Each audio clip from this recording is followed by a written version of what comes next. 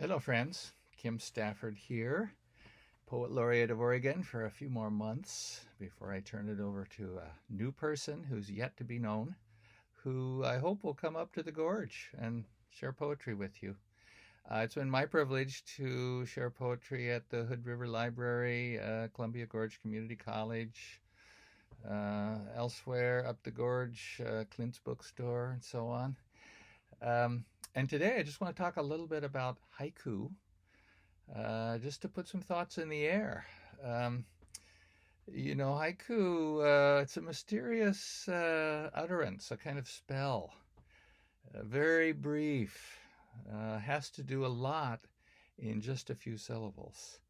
So it has some special elements, and there are a lot of people who know more about haiku than I, but I'll just put a few ideas out there. So haiku, one of the things it has is a break somewhere in the middle, a turn, a sudden shift.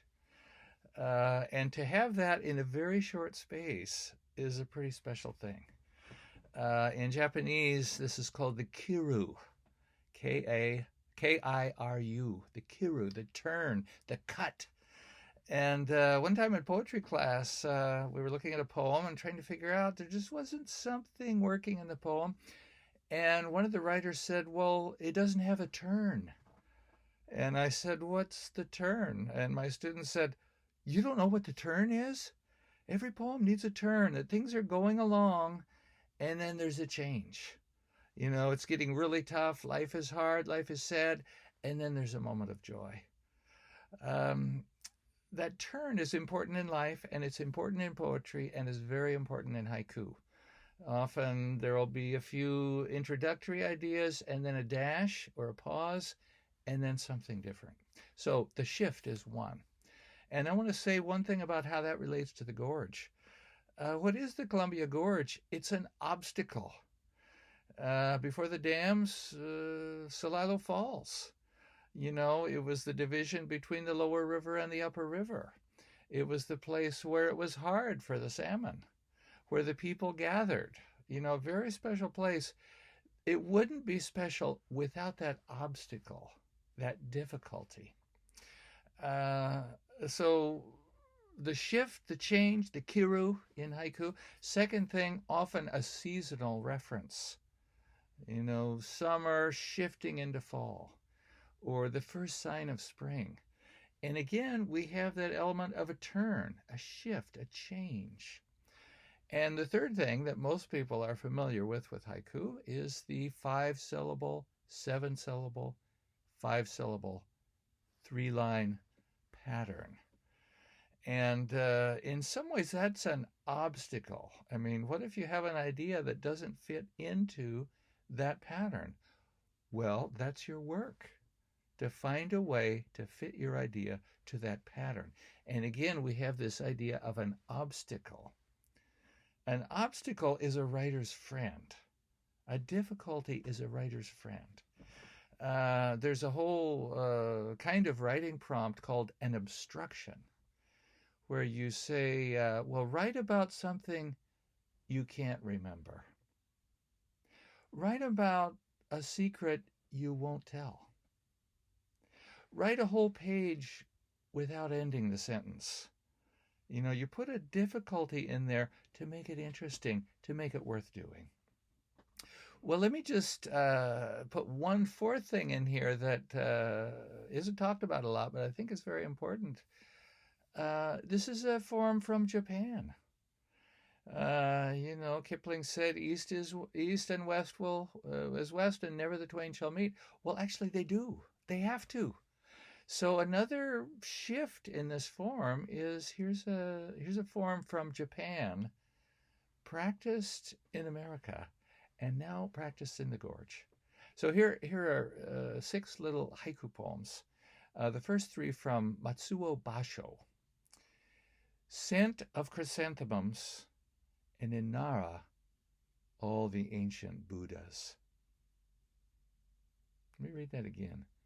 Scent of chrysanthemums, and in Nara, all the ancient Buddhas. So you start with this sensation. Again, it's a time of year, it's a season. Here's this scent of chrysanthemums. And at Nara, an ancient city of temples in Japan, all the ancient Buddhas. Do you feel that break, that change? You're in the middle of this sensation, and suddenly, you're with all the ancient tradition of the Buddha. Okay, second one. Lightning, heron's cry, stabs the darkness. Lightning, heron's cry, stabs the darkness. So we have lightning, we have this image, we have this thing from nature, and then a second thing from nature, heron's cry, we're hearing it, but then we're seeing it stabbing like the heron's beak. Now, by the way, these are translations of Japanese poems, so they don't have the exact 5-7-5 syllable pattern, but we're really looking more at the essence here of that shift. Okay, third poem by Matsuo Basho. On a withered branch, a crow has alighted, nightfall in autumn.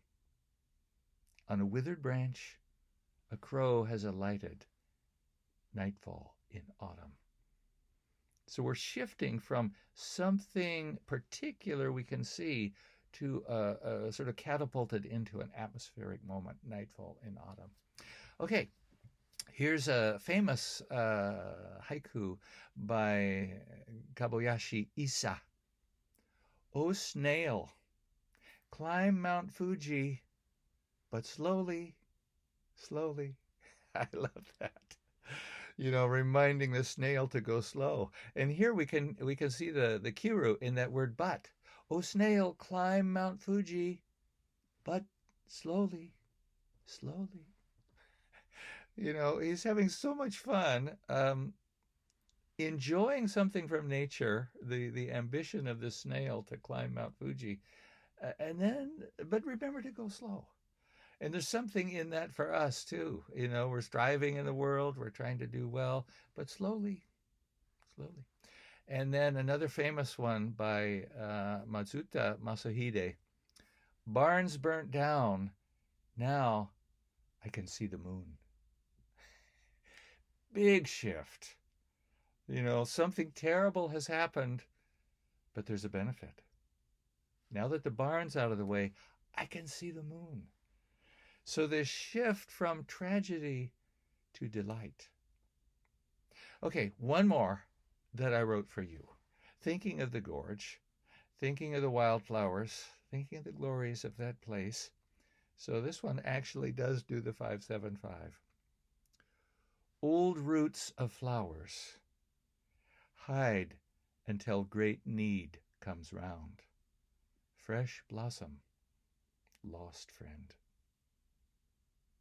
Old roots of flowers, hide until great need comes round. Fresh blossom, lost friend.